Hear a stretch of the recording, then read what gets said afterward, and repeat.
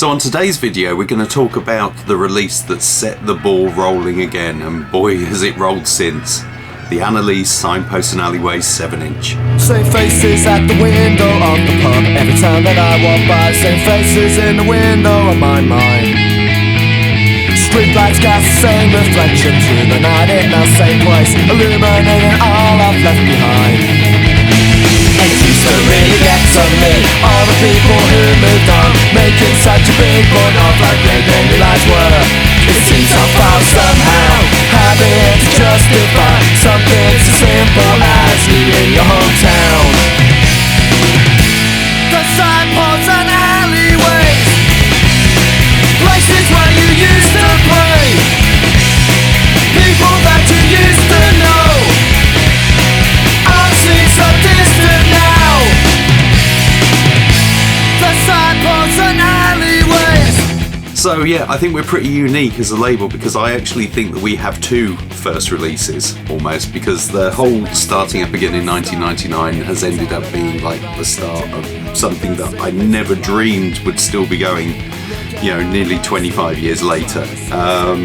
But yeah, so if I put a bit of background on it, obviously if you've seen what happened between 95 and 99, where I explained what I was up to in those kind of wilderness years, I'd had a meeting with Ed, who'd given me a cassette of a couple of the songs that were going to go on their new album, Our Story Goes Like This, which Russell from Pig Dog Records, the same Russell who obviously did Fracture Fanzine and Scarpa, the band as well, and they were going to be putting that out. And I remember putting it on, and the first track was Signposts and Alleyways, and I just went, wow, this was kind of what I thought that kind of they'd been leading up to for the previous releases they'd done, and it just sounded fantastic. It was immediate, catchy, and I just thought, I've got to release this somehow. I want to start the label again. It was enough to make me sort of go, I want to start the label again. But obviously if you've seen that other video, you'll know that I had no money. There's a reoccurring theme here. So it was like, well, how am I going to do it? You know, I was kind of knew what I wanted to do, but I also knew that money was going to be tight on this. And I remember having a conversation with Judy. We went to a restaurant, I think, and sitting down with her and saying, look, I know I've done this before, and I know it's not always gone right, but I really want to try and put this out as a 7-inch single. And if it doesn't sell, that's it. You know, no more. You know, third time lucky, and if this doesn't work, I'm not doing it again. And it just so happened that a couple of days earlier I'd actually had one of those sort of letters where, you know, this is the end of the 90s when credit was kind of easy to come by. And I'd had a letter through for a Capital One credit card offering me a credit limit, I think of about 400 quid. And I thought, well, how can I put a record out for under 400 quid?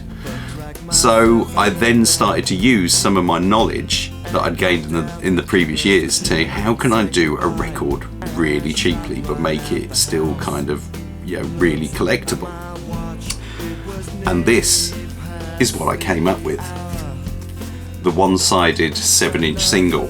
Obviously the benefit of doing it one-sided was it was half the cutting costs, half the processing costs. Obviously the pressing cost was still the same, but then I could use it on doing it on fancy vinyl. Sleeves, what was I going to do for sleeves? You may see I now knew where to get 7-inch poly bags from, so no more sandwich bags like we had in the early days. But I remember that Sean had done a couple of singles on Rugger Bugger. He'd done a Sofa Head 7-inch and also a Wat Tyler 7-inch, where he'd actually photocopied just A4 paper and folded it over. And so I thought, well, there's my sleeve. That will be a really cost-effective way to do a sleeve. So I asked Ed for front cover artwork and an A4 sheet for the reverse. And then I set about filling in all the other bits and pieces. So obviously the one I've got here, you can see, is number 1. So basically this man, where did that man with the thumb up come from? And the answer is that I remember, I think it was Blakey from Since the Operation, who appeared on the Floor 81 LP, I'm sure had some kind of flyer that he sent me with that man on it. And I kept it. I kept it because I thought it'd be a really good sort of thing that might stand out, you know, on flyers and things like that myself. So yeah, so as you can see, I actually typed this up, and as you can see, I was using Comic Sans font. Yes, it's 1999. We were kind of allowed to get away with Comic Sans font then, just about-ish. So yeah, so we decided to put 2 songs on there. So it's Signposts and Alleyways and Empire Builder, which is another song, you know, almost acoustic that I really liked. So I said, yeah, can I put those 2 on? And I think Empire Builder didn't end up on Our Story Goes Like This, so it was kind of exclusive for a while on this 7-inch single.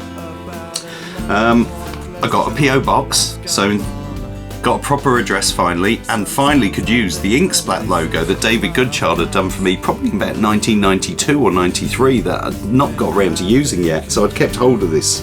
And I started to do the catalogue numbers again, so you can see on there it was Bostage 701. So I was going to prefix if it was a 7-inch single with a 7, and then if I did a CD it'd be Bostage 5 for 5-inch, because obviously a CD is 5 inches in size. And then I didn't follow suit, because I think with LPs I just call them Bostage LP rather than Bostage 12. So who knows what was going on in my tiny little mind at that particular point. But I was kind of definitely knew what I didn't want to do. And what I didn't want to do was send anything out sale or return. So it was going to be a cheap mail order price. So this was £2.50 postpaid, or $5 overseas. Shows you how cheap postage was back in 1999 as well. Or wholesale rates. So it says on here, wholesale rates. Why not sell some copies to your pals and get a free copy for your trebles? So I didn't do wholesale rates for 5 and 10. I did them for 6 and 11 and 21. So the idea being you'd get 1 for yourself, you'd have 5 to sell. Yeah, so that's what we did, and said, and I've also put here, large amounts available, write for details, labels we may trade, but not if your stuff is a bag of old poo. So I kind of wasn't really geared up for trading with labels at this point. And then it says, Signposts and Alleyways are taken from the forthcoming CD album on the rather wonderful Pink Dog Records from Sunny Hull. And then it says, under elusive, I think I meant exclusive, but that's a typo, license from Annalise. And yeah, copyright 1999, Annalise Boss Tuneage, and the Inksplat logo there again. So yeah, so these were done, and I think I said in the previous one, obviously when I'd worked at Earache I couldn't use any of the sort of contacts that I'd gained from there to do the label when I did Out of Order. So, but this was a bit of a different situation now I was working at Making. So although Making was a CD plant, we did actually do vinyl records for people as well, and we worked with a London-based pressing plant called ASL, which was run by Mel Gale, who was the cellist in ELO, believe it or not. Yeah, so I used to be the cellist from ELO quite often. So that I had sort of prices from them, and then obviously one of my main customers at that time, before I started working for them a bit later on, was Key Production, who obviously were vinyl brokerage specialists who pressed their CDs at Making. So I remember I got the prices for pressing records from ASL, and I also got the prices for pressing records from Key Production, and then I worked out each individual stage which was the cheapest to use. And so what I did was I actually got Key Production to cut the record, ASL to process the metalwork, and send it back to Key for them to actually get it pressed. Yeah, it saved about 10 quid doing that, but you know, 10 quid was 10 quid on the budget for this one. So yeah, so it went to be cut at Transformation, which was by a guy called Noel Somerville, and I'd known Noel for quite a while because they used to cut all the records for Earache as well. So I entrusted him with the cut, and then it went across from there, the lacquer, to ASL for them to process the metalwork, and then we picked up the metalwork, sent that to Key, and then it went off to All Lake Records down in Dagenham to press it. And this was all done through a mixture of Key Productions drivers that used to go around London, and Making's drivers who used to go around and collect and all from London. So I used so I didn't have any delivery costs basically. So yeah, so I pulled in quite a lot of favours for that record. So I think it got cut in about March, and by the end of April we actually had the records back. And then I'd obviously photocopied the sleeves, got the poly 7 inches, there we go. And I'd had a conversation with Ed, because obviously I still had sort of 300 or so of the fettered CD EP left at this point. So I said, you know what, let's chuck it in with this. You know, they've just been sat there, you know, they're gathering dust, let's do it. So it was actually a 7 inch and a bonus copy of fettered. for £2.50 postpaid. So we pressed 250. I've obviously got numbers 1 here. I've also got number 250 as well. I kept the first and last of each of these 7-inch singles. But we actually had 275 pressed. So there were 25 copies went out that had the word promo written. So if you've got one that says promo, there's 25 of those. And I remember I sent one on spec to Steve Lamack. And I came home, because I'd sort of put my home answer phone, phone number on the promo sheet, to a message from his office wanting to know how they pronounced Annalise. Was it Annalise? Annalise? Because they were going to play the 7-inch. So that was an immediate sort of start. Now, obviously, the other thing that had really changed since I'd last done a record was obviously the internet. And also, the UK now had Fracture fanzine, which was kind of the UK's equivalent to Maximum Rock and Roll. It was free. I think it was about a 5,000 print run. It was distributed around the country. And that was a real focal point for everyone to know what exactly was happening. And the great thing was, I think I put an advert, because I think the next issue of Fracture was going to be out, and obviously because Russell was planning to do the Annalise CD as well, I think I managed to get an advert in there. So we put a little advert in, I think with the thumbs up guy. And all of a sudden I started getting sort of, the PO box started to get sort of all these mail orders coming through, like checks, postal orders, or concealed cash for £2.50. And from that I also got a couple of people asking about wholesale. A couple of people like Tony from Suspect Device, I think, and Andy from Ball Cactus, who'd taken the stuff in the first era, so I sort of reconnected with them. And all of a sudden it just started to snowball. I remember I'd spoken to Sean Forbes from Wat Tyler at Rough Trade, Rugabugger Records, I think to see if he wanted to take some, but he actually said, oh well, no, I've had someone in Japan ask me if I can get in contact with you. So I suddenly got, I think it was Record Shop Base in Japan, possibly, or Disc Union, got in touch, and they wanted 20 copies, and it was like, whoa, what's going on here? This is starting to go. And all of a sudden I realised that 1999 selling punk labels DIY was a lot easier to achieve than it had been in 1995. I think that on the back of this I used to send out flyers with sort of like, because I thought, well, I might as well try and sell some of the old stock. So I was knocking out Floor 81s at like £1 or £2 or something, and we sold a few of those as well.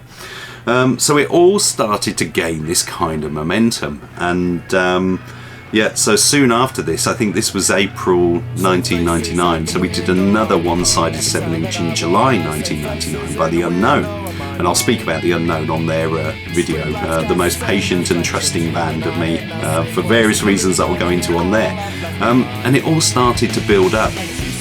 And I think soon after Signposts And Alleyways came out, that's when Sean said, oh, my contact at the Rough Trade Shop in Tokyo would like to get some stock. I'm going to send you his details. His name's Kaza. And so that's when Kaza emailed me and said, I'm starting up my own distribution here in Japan. Could I exclusively distribute Boss Tuneage? Well, I thought, well, yeah, no one else is. So he said, tell me what you've got available of all these titles, and he rattled off, he knew about 5 Foot Nothing, so this was like that had never happened and stuff. So he knew about all these releases and wanted to get copies of them. But I think, because he was based at the Rough Trade Shop in Tokyo. So I sent him over like the list of what I had, with sort of cheap prices. And lo and behold, he came back with this mammoth order. I think, things like Damage, where I had 100 left of them, I think he took like 86 or something on this one order, and it was just sort of like, oh my god, So from that, not only had we covered the cost of the 7-inch, but we were also clearing off a lot of the stock that we'd had lying around for years. And it all started to snowball up, because now with having sort of someone like Kaza, and I'd then be in contact with him and say, I'm thinking of doing this, what do you think about this? And Kaza and the whole Boss Tuneage Japan thing, without being funny, the Boss Tuneage probably wouldn't exist without what they've done over the years for me in Japan. Soon after this, I would then get in touch with the guys at Flight 13, Tom and Jürgen. And Jürgen would obviously do Rookie Records as well.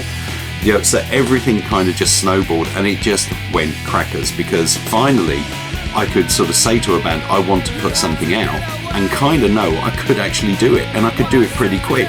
With my day job, what I was doing, I could oversee the whole production, and I knew I had a good chance of selling these without not necessarily needing to get them into the record shops.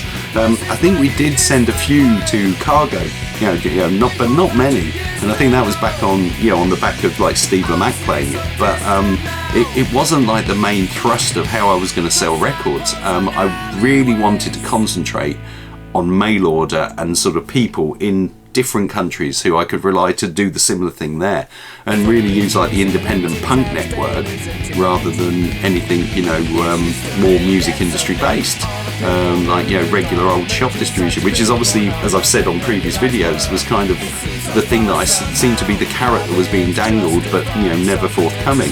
So this little on a shoestring 7-inch single has led to so much since, and thank goodness I took a punt on a credit card in 1999. I paid off the credit card pretty soon after, and I was away, and it's kind of funny now looking back on it that it's led to so much and defined my life really for the last 20 odd years. That's it for this video. See you on the next one.